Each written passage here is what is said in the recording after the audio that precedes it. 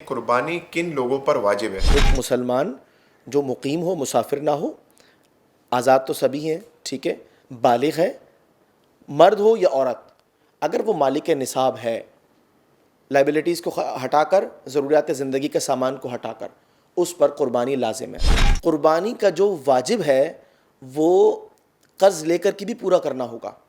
سر میرا آپ سے ایک سوال یہ تھا کہ حالانکہ ہماری جو فقہی پوسٹ آتی ہیں ڈیلی بیسس پر اس میں اس کا جواب تھا، لیکن پھر بھی میں یہ جاننا چاہتا ہوں کہ اگر آپ آسان الفاظ میں سمجھا دیں کہ قربانی کن لوگوں پر واجب ہے، کیونکہ اس میں مختلف کیفیات تھیں کہ کس کے پاس کتنا مال ہو، کس کے پاس حاجت اصلیہ اور حاجت اصلیہ سے زیادہ، اگر اس کو تھوڑا سا آپ سمرائز کر کے اور مزید واضح طریقے سے بیان کر دیں۔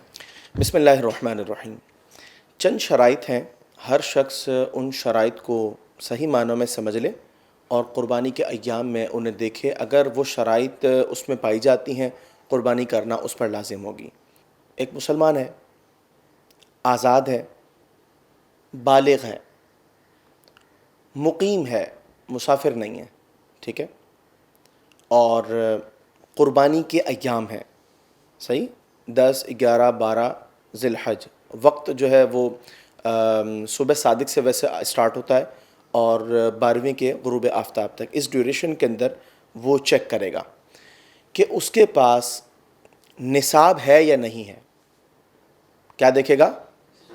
نصاب ہے یا نہیں ہے۔ اگر نصاب ہے تو قربانی کرے گا، نصاب نہیں ہے قربانی نہیں ہے۔ لیکن نصاب ہونے کے حوالے سے دو مزید شرائط ہیں جن کو اسے پہلے دیکھنا ہوگا۔ اگر اس پہ قرض ہے تو قرض ہٹا کر نصاب چیک کرے گا، اگر نصاب مکمل ہوگا تو اس کو جو ہے نا وہ قربانی کرنا لازمی ہے۔ قرض یا مطلب ادھار، بعض اوقات ایسا ہوتا ہے کوئی شخص کسی سے رقم بطور قرض لیتا ہے، اور بعض اوقات ایسا ہوتا ہے ایک پارٹی سے ڈیل کی ہوئی ہے، ٹھیک ہے، اس کو پیمنٹ کرنی ہے، ادھار پر مال لیا ہوا ہے، ٹھیک ہے نا، تو اگر اس کے اوپر لائبلٹیز ہیں ان کو ہٹا کر وہ دیکھے گا، اگر نصاب مکمل ہوگا تو قربانی کرے گا۔ دوسری چیز جو دیکھنی ہے نصاب سے پہلے وہ ہے کہ ضروریات زندگی کے سامان ان کو ہٹا کر دیکھنا ہے۔ مثال کے طور پر گھر ہے رہائش کا، یہ ضروریات زندگی میں، اس کو ہٹا کر چیک کرے گا کہ نصاب مکمل ہے یا نہیں ہے۔ لباس ہے، سواری ہے، آپ کے ضروریات کی کتابیں ہیں، ضروریات کے دیگر جو سامان آتے ہیں جیسے فریج ہے، موبائل فون ہے، اسی طریقے سے جو پیشہ وارانہ آلات وغیرہ ہوتے ہیں، ٹھیک ہے نا، جو لوگ جیسے جس سے وابستہ ہیں، مثال کے طور پر آن لائن بزنس کرتا ہے، اس کے پاس لیپ ٹاپ ہے، ٹھیک ہے، یہ پیشہ وارانہ آلات میں سے اس کا آئے گا کہ اس کی ضرورت ہے، ٹھیک ہے۔ اسی طریقے سے وہ تمام چیزیں ہیں جن کی انسان کو ضرورت ہوتی ہے، ان کو ہٹانے کے بعد اب وہ چیک کرے، اگر نصاب مکمل ہے تو وہ قربانی کرے گا، اور نصاب مکمل نہیں ہے قربانی نہیں ہے۔